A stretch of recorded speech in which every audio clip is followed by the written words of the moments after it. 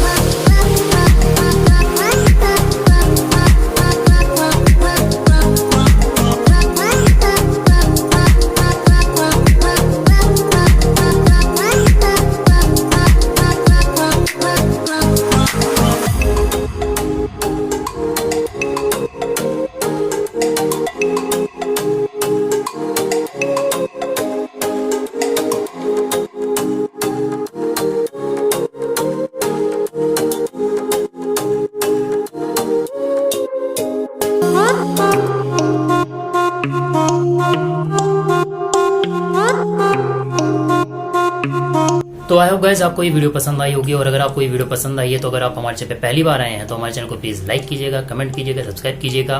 और मैं अच्छे वीडियोस, यूट्यूब ट्रिक्स, व्हाट्सएप और टेक्नोलॉजी से रिलेटेड में सभी आप लोगों के लिए वीडियोस लाता रहूंगा। तो तब तक के लिए जय हिंद, वंदे मातरम।